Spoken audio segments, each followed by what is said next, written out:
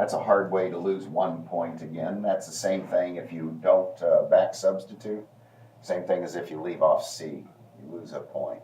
So that's going to be 1/2 1 plus x, quantity squared, ln 1 plus x, minus 1/4 1 plus x, quantity squared, minus 1 plus x, ln, was there a t there? ln 1 plus x, plus 1 plus x plus c. Somebody tell me why you won't see that answer in the back of your book, but I'm good with it if you want to stop there. They're going to take that constant of a 1 and combine it with that and just call it another constant. And if they're consistent, they will also square this out and take the 1 times the minus 1/4 and take that constant, and that one, and combine them all into one constant. Somebody tell me what they did in the back of the book.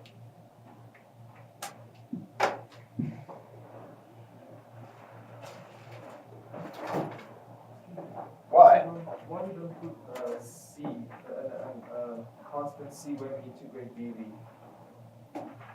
Well, sort of the answer is the same as the question I'm asking you about right now.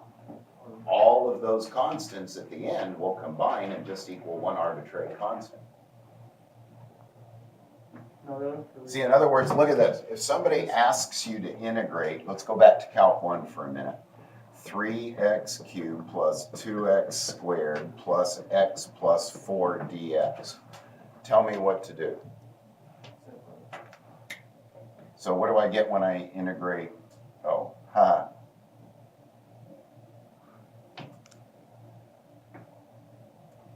Trying to make it easy on myself. So what do I get when I integrate 3x squared? Plus an arbitrary constant. What do I get when I integrate 2x? X squared plus an arbitrary constant. What do I get when I integrate 4? Plus an arbitrary constant. Why don't we just, however, call it x cubed plus x squared plus 4x plus 1 arbitrary constant, where that constant is equal to C1 plus C2 plus C3. That's technically what's going on every time you integrate a sum or a difference of functions. We just, each one generates its own arbitrary constant, and you add them all together at the end. But if we assume a constant in V when we integrate V du. Where, here? Yeah.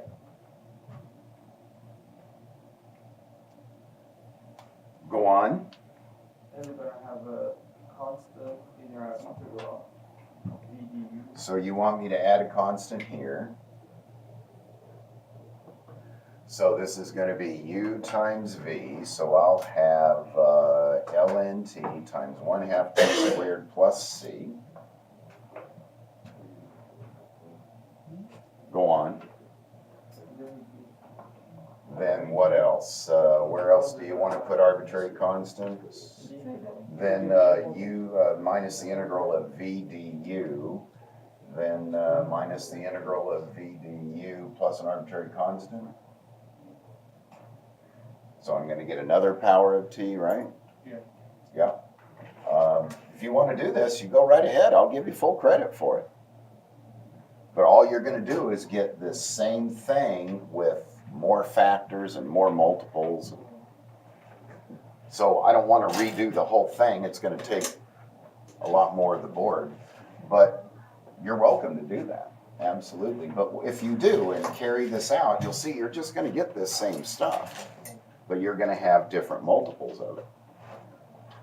You'll have, you want me to go ahead and finish? I can, but I guess what I would do is really start the whole thing over so that I have room to write it all out. Right. And it's really, this is the answer, because all we're doing is integrating piece by piece here. That's why it's integration by parts. Integrating a part at a time. Each part generates its own arbitrary constant, but you just add them together at the end. And this isn't an idle question or answer. You asked a very much better question than you know. But because we're gonna actually have to do this on some problems in the next chapter, on some word problems, where we will be forced to add in different constants at different points. But in the integration by parts process, we don't need to, because it will be taken care of at the end by the one constant.